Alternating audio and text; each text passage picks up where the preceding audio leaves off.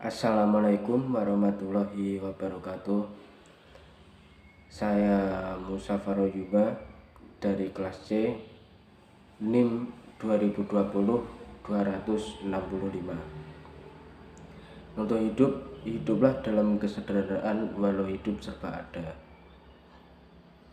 Saya di sini akan mempresentasikan artikel yang berjudul Penerapan Pidana Mati terhadap terpidana kasus korupsi,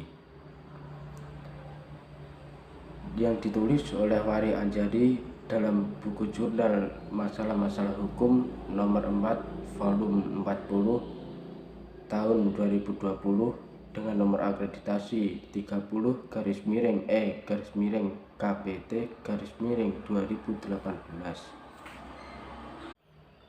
Yang pertama, latar belakang. Korupsi sebagai extraordinary crime memberikan pengaturan mengenai pidana mati bagi pelakunya.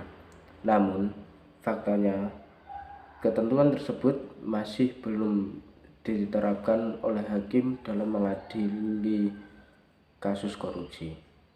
Oleh karena itu, kasus korupsi masih terjadi dan mengalami perluasan baik modus maupun pelakunya.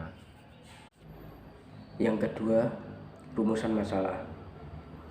Bagaimana penerapan pidana mati untuk tindak pidana korupsi? Yang ketiga, hasil penelitian. Pidana mati merupakan salah satu jenis pidana yang paling berat bagi pelaku tindak pidana. Pidana mati di Indonesia masih mendapat legalitas. Pidana mati diatur dalam buku 1 ayat 10 KUHP sebagai salah satu jenis pidana pokok. Ketentuan ini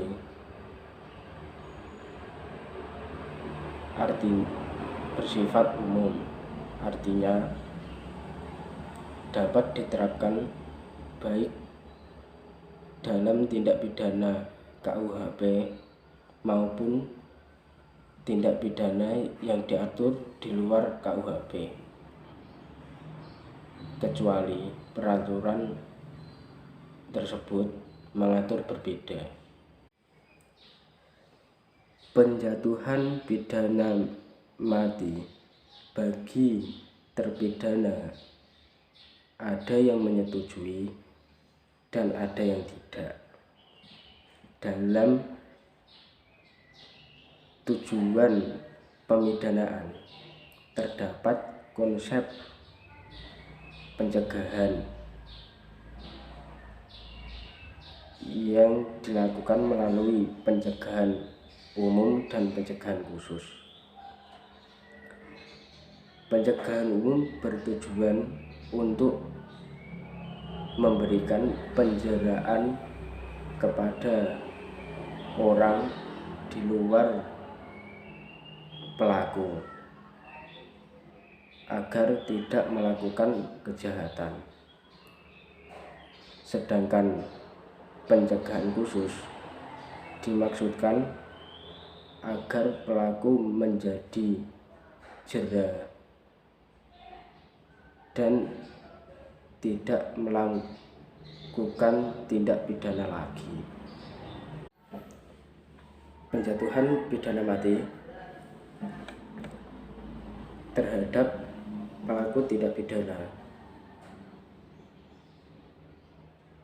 pada hakikatnya hanya pencegahan bersifat umum. Pencegahan khusus tidak akan tercapai karena pelaku dipidana mati. Penjatuhan pidana mati bersinggungan dengan hak hidup yang yaitu hak asasi manusia. Indonesia adalah salah satu negara yang menjunjung tinggi hak hidup, namun tidak dengan pelaku kejahatan. Salah satu tindak pidana yang diancam pidana mati dalam KUHP adalah pembunuhan berencana. Penerapan pidana mati dapat dilakukan terhadap tindak pidana yang melampaui batas kemanusiaan, mengancam orang banyak, merusak tata kehidupan dan peradaban manusia, dan merusak perekonomian negara. Tindak pidana tersebut antara lain pembunuhan berencana, terorisme, bandar narkoba dan pengedar narkoba, dan yang terakhir adalah korupsi. Penjatuhan pidana mati dalam UU TPK merupakan salah satu upaya untuk memberantas tindak pidana korupsi secara serius dalam menciptakan kepastian, keadilan, dan kemanfaatan hukum di masyarakat. Penjatuhan pidana mati yang diatur dalam pasal 2 ayat 2 UU TPK tidak berlaku untuk tindak pidana korupsi secara umum, namun diberlakukan terhadap tindak pidana korupsi yang dilakukan dalam keadaan tertentu. Artinya, penerapan pidana mati bersifat khusus terhadap pidana korupsi dengan persyaratan tertentu. Yang keempat, kesimpulan. Penjatuhan pidana mati terhadap tindak pidana kasus korupsi berdasarkan pasal 2 ayat 2 UU TPK sulit diterapkan, terutama pada unsur kondisi darurat. Hal ini karena dalam menjatuhkan pidana, unsur kondisi darurat harus dapat dipenuhi seperti yang tercantum dalam undang-undang. Jika perbuatan pelaku secara konkret tidak dapat memenuhi syarat yang tercantum dalam undang-undang, maka tidak dapat dijatuhi pidana. Yang kelima, saran.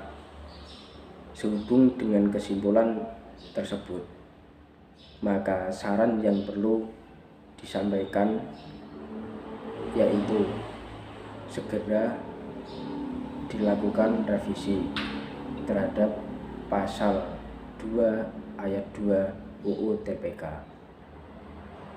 Revisi dilakukan terhadap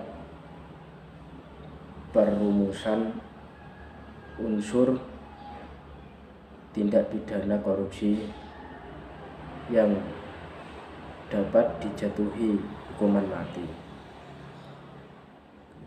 Kata dapat diganti dengan kata harus atau wajib. Hindari alternatif sanksi lain yang merupakan pidana selain penjatuhan hukuman mati. Hal ini karena ancaman hukuman mati terhadap kejahatan korupsi tidak bertentangan dengan ketentuan nasional. Yang keenam, penutup. Sekian dari saya.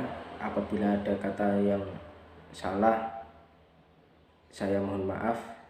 Wassalamualaikum warahmatullahi wabarakatuh.